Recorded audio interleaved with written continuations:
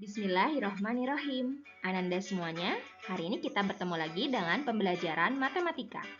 Kali ini kita akan belajar tentang koordinat Kartesius.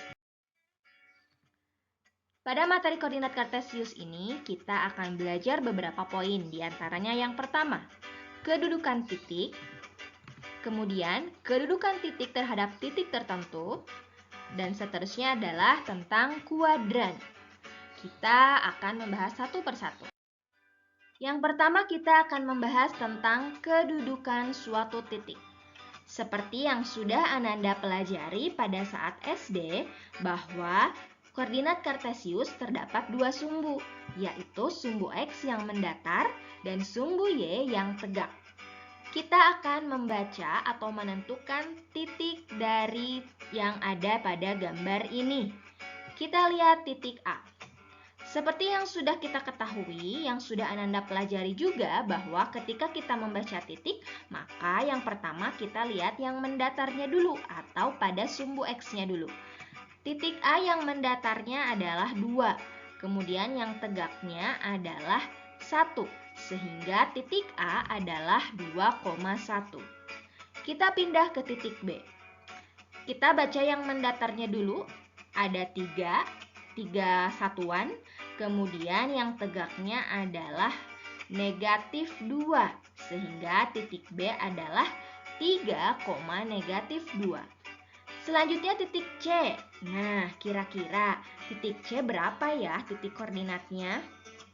Yang mendatarnya adalah negatif 2, yang tegaknya adalah 5, sehingga ini adalah negatif 2,5.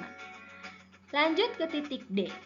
Yang mendatarnya adalah negatif 1, kemudian yang tegaknya negatif 3, sehingga ini adalah negatif 1, negatif 3. Lanjut ke titik E. Yang mendatarnya atau sumbu X-nya negatif 2, sumbu Y-nya 3, sehingga ini adalah negatif 2,3. Dan yang terakhir titik F. Sumbu X-nya atau yang mendatarnya adalah 6 dan sumbu Y adalah negatif 1. Sehingga titik F ini adalah 6, negatif 1. Selanjutnya kita akan menentukan kedudukan titik terhadap titik tertentu. Kita harus ingat bahwa ketika beralih ke sebelah kanan atau ada di sebelah kanan, maka itu adalah positif. Begitupun juga ke atas. Tapi jika arahnya ke kiri dan ke bawah, itu adalah negatif.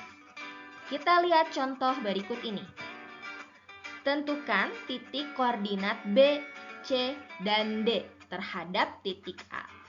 Maka yang menjadi pusatnya itu bukan dari 0,0, bukan dari titik 0, tetapi dari titik A. Kenapa?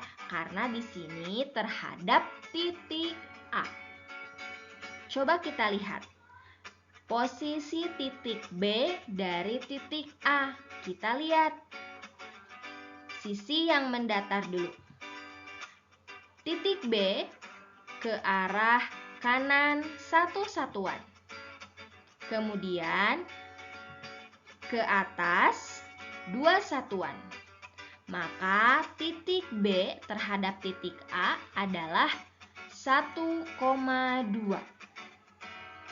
Selanjutnya titik C kita hitung dari titik A. Titik C dari titik A adalah ke kiri 3 satuan, kemudian ke atas 1 satuan. Jadi titiknya adalah negatif 3,1. Selanjutnya titik D. Dari titik A ke kanan 3 satuan, kemudian ke bawah 3 satuan juga, sehingga titik D terhadap titik A adalah 3,-3. Selanjutnya kita belajar tentang kuadran, di mana kuadran itu bisa kita tulis. Di sini adalah kuadran 1, di sini kuadran 2, Di sini kuadran 3 dan di sini kuadran 4. Titik manakah yang ada di kuadran 1? Jawabannya adalah titik A. Yang ada di kuadran 2, titik E dan titik C. Yang ada di kuadran 3, titik D. Yang ada di kuadran 4, titik B dan titik F.